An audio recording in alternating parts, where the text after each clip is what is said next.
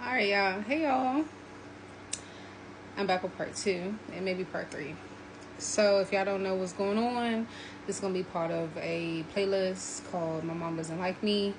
This is what I'm doing to get through my emotions without regressing, because I had this thing, whether it be family, friends, exes, that I tend to see the good in people a lot, and then I'd be thinking that time heals all wounds, when in reality, in certain cases, that's not always true. Sometimes a permanent separation is indeed needed. And my relationship with my biological mother, in my opinion, in my right mind, a permanent separation is what's needed, because of the lack of accountability, the lack of remorse, and just continuing to go on throughout your life, not acknowledging the fact that you caused an immense amount of pain to something that you had a hand in creating.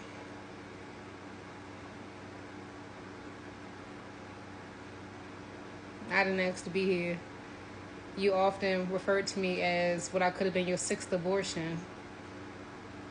You told me you was mad at my father when he came and dragged you out that clinic because you had previously aborted 5 of his other children, because you swore up and down that after my older sister, you couldn't have no more babies. You said you couldn't get pregnant, you were infertile. But then when you got my father, you kept getting pregnant and you kept going to that clinic. And apparently you did not know that you was pregnant with me for, I guess, the first 3 months or whatever, because you had irregular cycles. So when you found out, you coerced your friend to take you down to that place. And my father found out where you was and came and dragged you out that clinic, and then locked you in that house over there in Northeast. You know the doors that used to lock from the outside? I mean the inside? Or no, the outside. It was the one where you couldn't get out from the inside, basically. He locked you in that house till it was time for you to have me. Remember that? And I felt as though, like, every single day that life has went on, when I was in your care, you made me pay for something. You made me pay for it, because you did like my father, and now you had a walking memory of him, because I look just like him. I feel like I look just like both of y'all. Like, if I'm around you, I look like you. If I'm around him, I look like him. I feel like I'm a good mixture kid, but I feel like you didn't like me and you treated me the way you did because you couldn't do it to my father. So you did it to me. Okay, so we went over the first pillar already. So the second trademark or pillar of pain that I would say stuck deep in my brain, I can always say I already addressed that, was you referring, and mind you, this is not chronological, y'all. I'm literally just going over them, Okay. Is you referring to me, if y'all hear me speak a little crazy, I have a filler in my back tooth, so pay me no mind. So I can say my second pillar of pain is you referring to me as your sixth abortion. That hurt. I mean, y'all was together for a while, and I understand y'all both did what y'all did and stuff like that. And then the thing about it is that, back to what I was saying in my first video, I've heard stories of my grandmother advocating to get custody of me. So if I am the potential sixth abortion, I'm nothing to you, then why didn't you give my grandmother custody? It makes no sense. It just gave that you kept me to try to prove a point, but you keeping me caused me more harm than good. I did not have a good childhood whatsoever. A lot of stuff was done to me underneath your care. Things that you know about. You wanna know how I know? We literally have damn near that same identical story. You was assaulted just like me. You was SA'd just like me. And you gonna sit there and tell me that you did not know that same stuff was happening to me? Even when I told you we gonna go into my second pillar of pain that still hurts me to this day. Your maiden name is Randall, but your current last name is Woods. That's the last name of your estranged husband, the man that emmed me when I was 14, over there on Patterson Street in Riverdale, Maryland, adjacent to Montana Street. I was 14 years old. You're not going to tell me you didn't know that man was touching me too much. And then when you left him in 2010,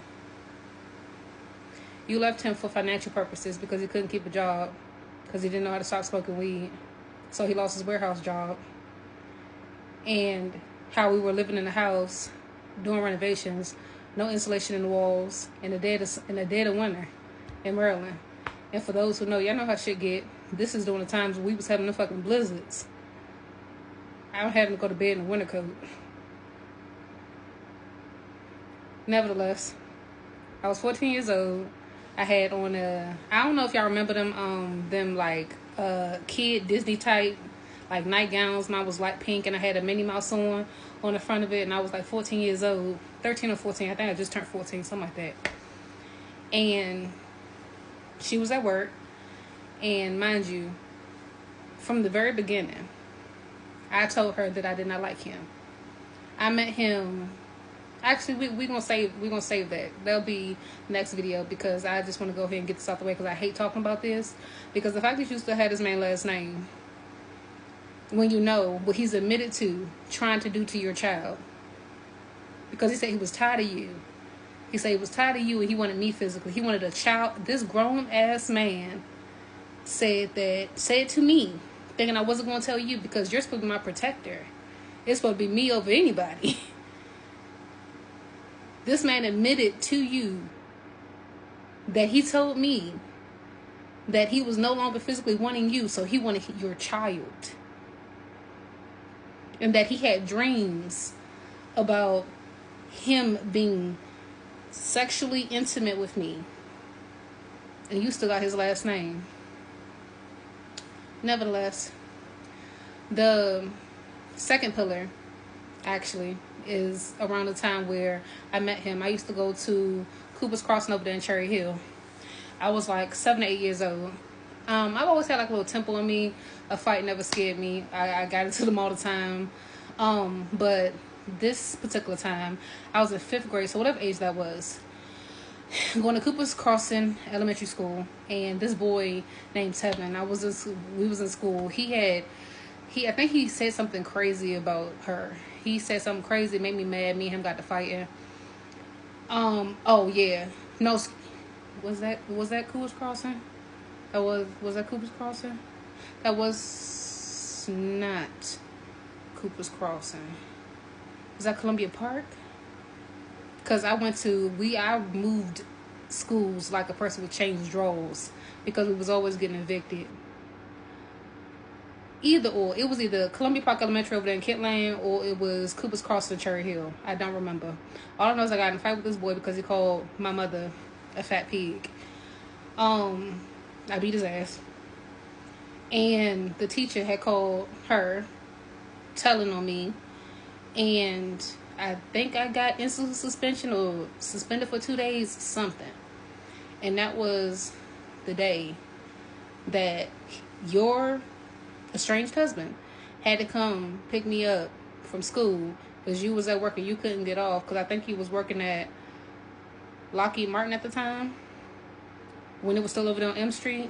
And this was the night that you allowed that man to beat the shit out of me. You allowed that grown-ass man to beat the shit out of me.